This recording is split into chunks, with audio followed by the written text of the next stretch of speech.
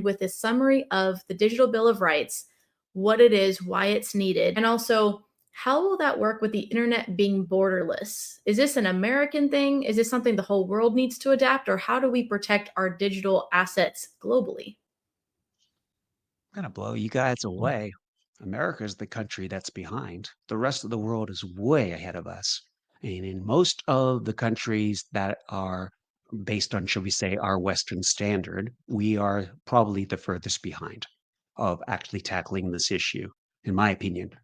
Some might disagree, but that's my opinion. The reason being is other countries have already decided what lines they will intervene on. As you know, the EU is intervening, for example, on Steam right now, suggesting that Steam has not made it clear that people don't own their games. And I think that's a very good thing, is we need a set of rules that are put into the Constitution that actually create the same rights as humans have in reality. We now have to extend those rights into the digital space. And this is why it's so tricky, because in the digital space, you usually are operating in someone else's owned territory. And that is why we need to create these rules. And Kim, it's an international problem because there's no borders to the software and there's no borders to where you can operate the software. So ultimately, this has to be international.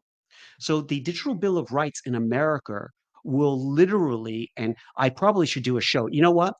We should do a show on this, and we will. In the future, we'll do a show talking about the different policies in the different countries and what the differences are. So France has a different digital bill of rights they're working on, as we do, and they have different things that they're actually highlighting. So different countries right now are working on digital bill of rights, and they're also working on access. And they don't call it a bill of rights, but a freedom of access on the internet for the whole of the EU. So what we've got to do in the United States is to create rules that are American. And we need to ignore the rest of the world because it's not the rest of the world we're worried about. It's our kids and our society and what's important to America. And I would say that where this is going to be interesting is once we, being one of the most powerful countries in the world, really do this, I believe that if we passed a right to privacy, a right to control one's own data, a right to transparency, a right to digital freedom, and a right to equal access, I believe with those things done, we would be in enough of compliance with the rest of the world that there would be eventually a digital bill of rights that would be worldwide and probably supported by the United Nations. I'm actually in a different area of my life. I'm not happy with the United Nations. However, in this situation, that's the kind of worldwide board we need to pass a digital bill of rights for the world. But I do believe in phases, and until America comes to terms with what is uniquely American and does an American version of it, I don't really see it coming about in the world because I think America has to do it to really make the world realize this is important and it has to be done worldwide. Makes total sense. That's really interesting. I would love to unpack that with you because one of the most interesting things about the internet is how unregulated it is. And that's a lot of opportunity. And that's also one of the reasons why it's so wild. There's a lot of ways we can improve things without waiting for the federal government to make the rules for us. So to our discussion earlier about, empowering people to first of all be a little bit less affected by everybody else's opinions or emotions or vibe, and also take that responsibility for themselves to know what's best for them, research, be educated, be informed about what's best for them and their family, and not wait for either the big bad government to say yes or no or to change a rule. So I'd love to see more people get on board with this movement, not only to understand the need for digital safety and its implications, but also what solutions can we, the people, come up with and come together on without waiting for the government to like tell us what to do or give us permission not to. I want to just suggest to people again, if you're interested in this conversation today, Killer Tech and the Drive to Save Humanity, which you can buy at almost anywhere, the most important thing in the book, and it's available in audio in the whole bit, is that it actually will explain to you how social media became so powerful and became impactful on your children's lives and your lives. And so, from my perspective now, the best way Americans can help themselves, you need to know what your children are looking at. You need to participate in your children's lives. You need to make your children an accountability partner to your phone, and you need to be accountable to your child. You need to teach that child what that accountability means. You need to realize that child can be very helpful in your growth as well as their growth.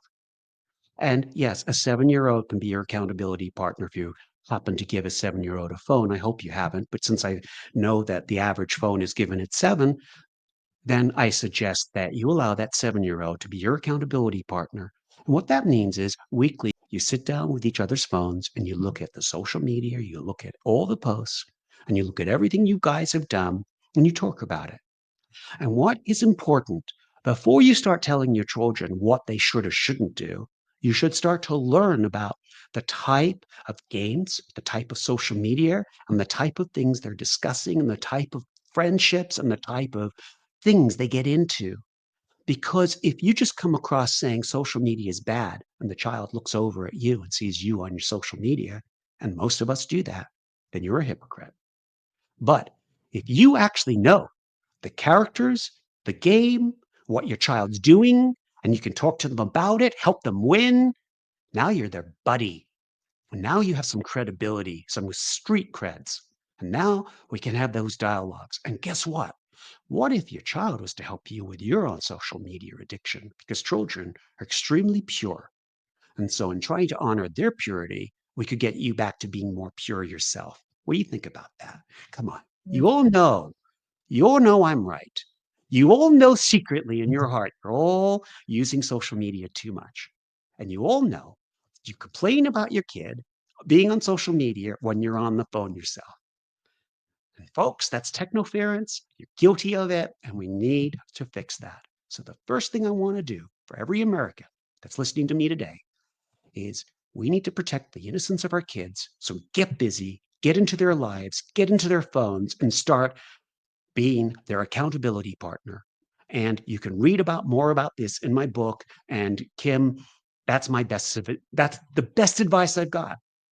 Absolutely agreed. I mean, you put a wealth of knowledge into your book, as well as your podcast and all your website resources. I highly encourage people to check it out. It's markstross.com. You can find everything on that website.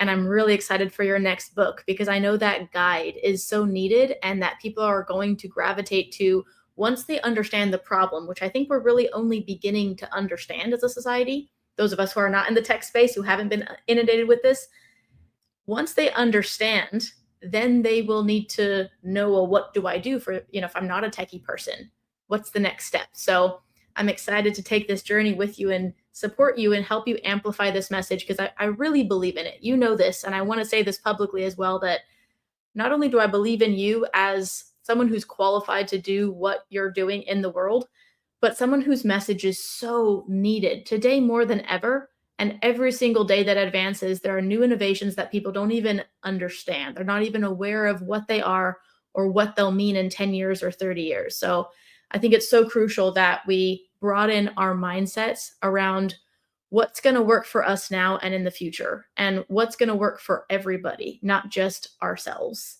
How the digital world affects us and how we can affect it. By the way, to the audience, I had to be cheeky with this last comment.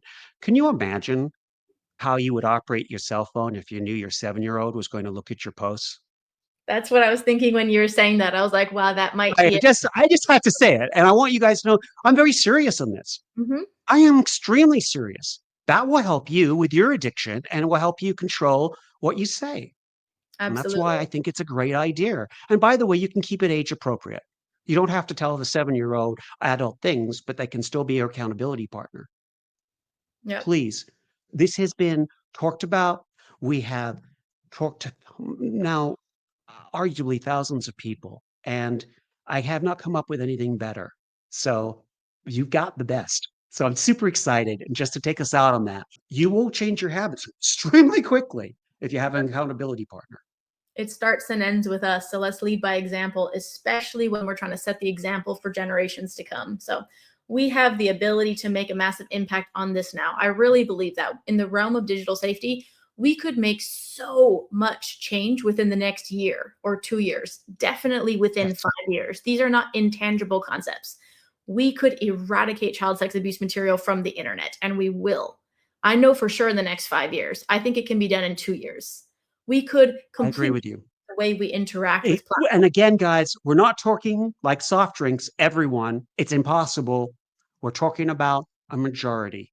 We're talking about starting, and that's important. And you cannot get upset if you can't fix a problem. By the way, we did have once upon a time an individual came on and they told us about their great idea. And then they said, well, I don't know how to make it perfect, so I guess it's not a great idea. And I just said, no, no, no, no, no, no, no, no, no. Please don't just get discouraged because we are never going to be able to service everyone. It's how many people can we save? And my question to everyone is, how many is enough? And for me, that answer is so simple: one. Absolutely. Absolutely. We'll end on that note. There's so much to think about from this conversation. So I definitely hope it was helpful for people. Please share this information, not only this podcast, but also the information Mark's put out for free on the internet. It's very helpful things.